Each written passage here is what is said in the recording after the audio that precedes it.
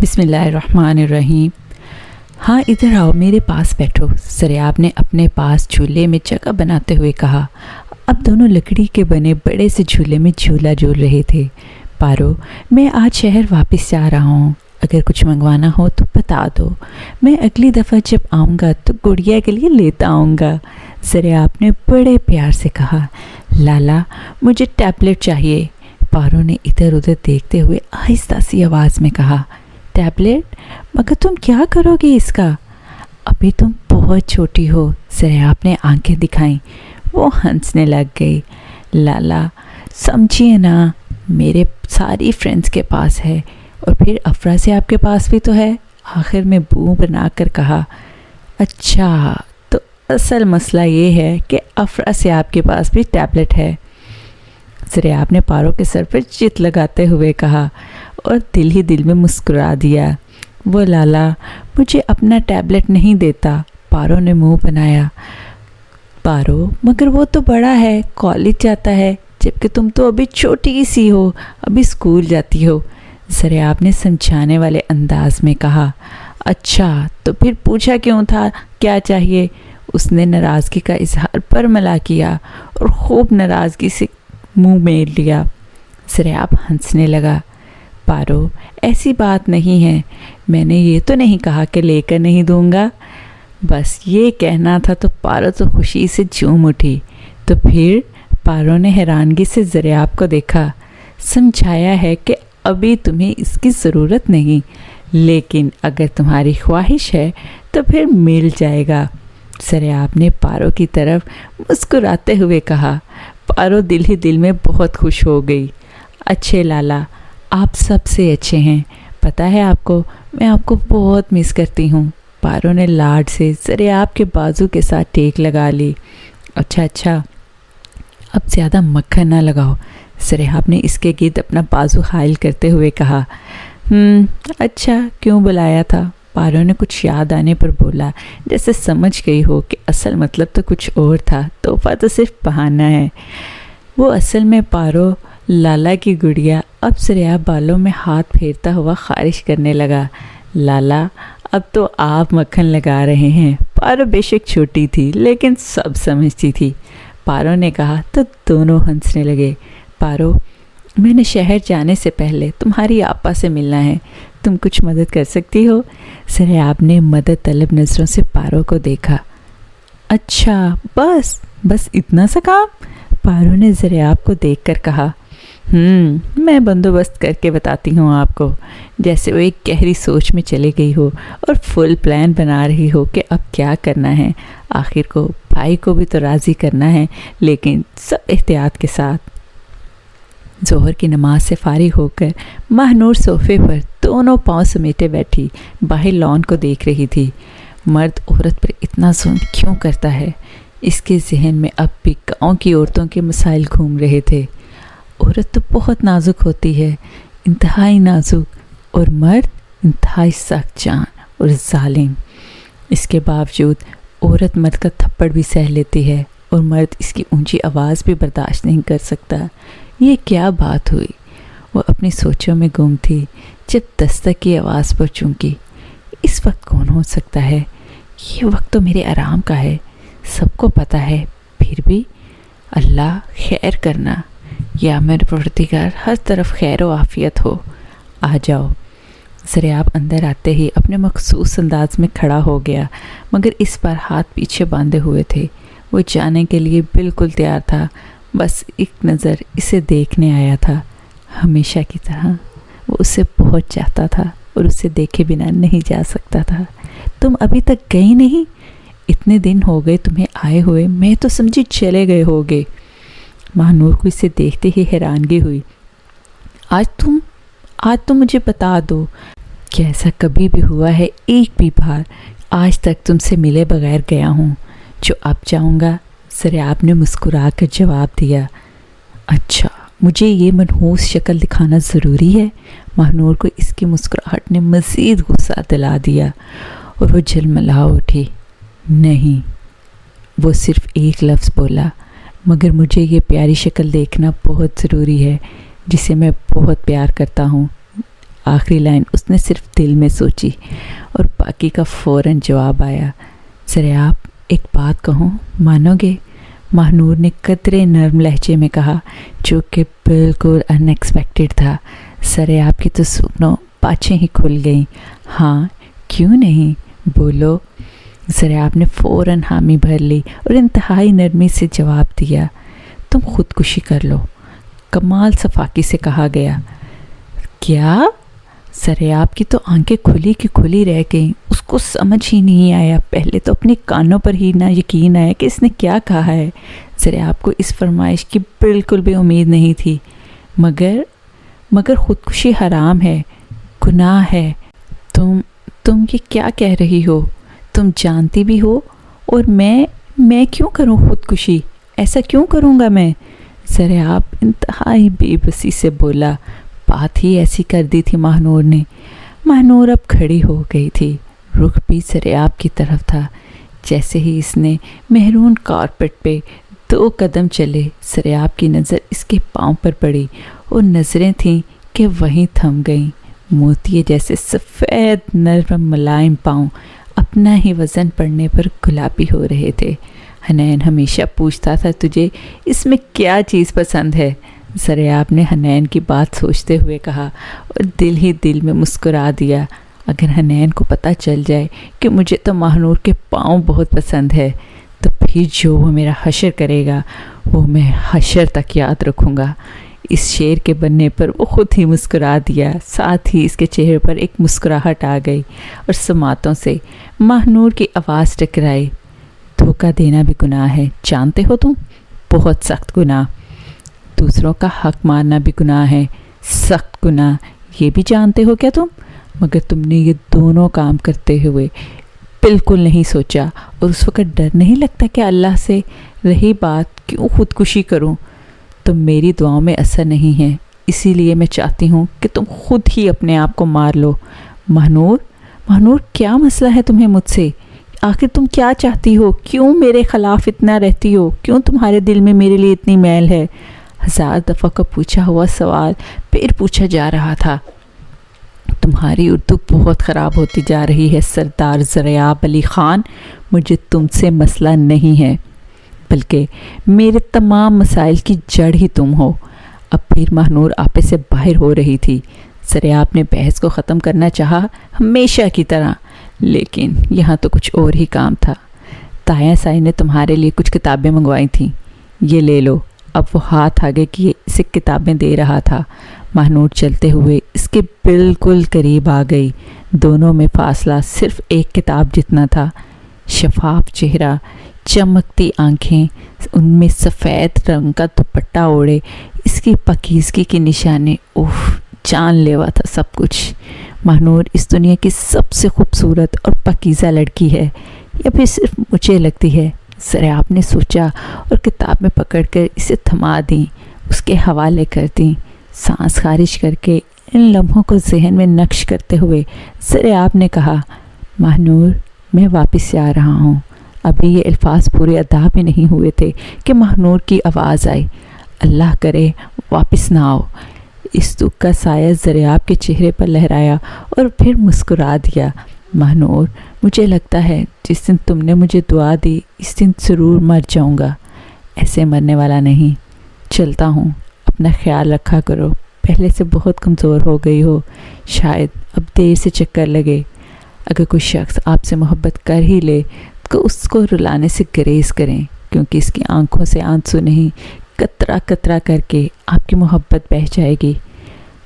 یہ لائنز جیسے ہی اس نے اس بارے میں سوچا اس کی آنکھیں خود ہی نم ہونے لگیں۔ اللہ حافظ، یہ بولنا ہی تھا کہ سب کچھ سماعتوں سے گر گیا۔ یہ کہتے ہوئے ذرا آپ کمرے سے نکل گیا۔ اس کے وہ بوجھل پاؤں اس کا ساتھ نہیں دے رہے تھے، ہمیشہ کی طرح۔ حنین اپنے کمرے میں بیڈ گراؤنڈ سے ٹیک لگائے بیٹھا تھا۔ اچھا تو نرمین بی بی، اب تمہارے بھی پر نکل آئے ہیں۔ آج 15 دن ہو گئے، 15 days، مگر تم نے مجھے ان بلاک نہیں کیا۔ دیکھتے ہیں۔ وہ ایک ہاتھ سے موبائل پکڑے دوسرے ہاتھ کی ہتھیلی پر مسلسل گھما رہا تھا۔ تو اب تم نے سوچ ہی لیا ہے کہ اب تم مجھے تنگ کرو گی، مجھے یعنی حنین ملک کو۔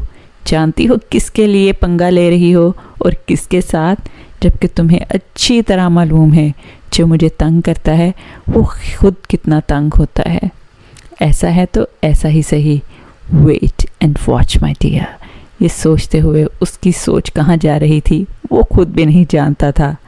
I'm coming on my way, let's see what's gonna happen with you۔ یہ وہ ورڈ تھے جو اس کے دماغ میں نہ صرف گھوم رہے تھے بلکہ ایک پلان تیار کر رہے تھے۔ حنین سیڑھیاں اتر رہا تھا، ساتھ ساتھ موم موم کی آوازیں دے رہا تھا۔ وہ غزالہ بیگم کو ایسے ہی بلایا کرتا تھا۔ غزالہ بیگم کچن سے باہر آئیں۔ کیا ہے؟ کیوں اتنا شور مچا رہے ہو؟ موم موم بات سنیں میری۔ موم میں ذرا آپ کی بہو کی خیریت پتہ کرنے جا رہا ہوں، شاید رات دیر ہو جائے، پریشان نہیں ہونا اور ڈیڈ کو نہیں بتانا۔ ماں کو دونوں بازوں سے تھامے وہ آہستہ سے کہہ رہا تھا جیسا کہ رازدار بنا رہا ہو۔ کیا ہوا نرمین کو؟ سب ٹھیک تو ہے؟ غزالہ بیگم کو تشویش ہوئی۔ وہ انتہائی پریشانی سے پوچھنے لگی۔ انہیں کیا معلوم تھا کہ پس پردہ کیا چل رہا ہے؟ کچھ نہیں، بس سر پر چوٹ لگنے کی وجہ سے تھوڑا دماغ خراب ہو گیا ہے، حنین نے لاپرواہی سے کہا اور شرارت آنکھوں سے واضح تھی۔ یا اللہ خیر، اللہ رحم کرے، کیسے لگی چوٹ؟ دوا لی اس نے؟ اتنی پیاری بچی ہے، ضرور نظر لگ گئی ہوگی۔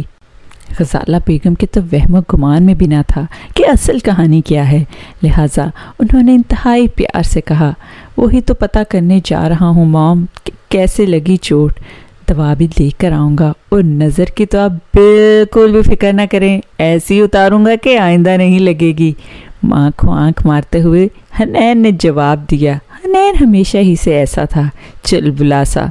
اپنی گاڑی کی چابیاں، موبائل اور والیٹ اٹھاتے گراج کی طرف بڑھ گیا۔ وہ مسلسل کچھ سوچ رہا تھا جس کے بارے میں صرف وہی جانتا تھا۔ تو آئیے بڑھتے ہیں عطرت کی طرف۔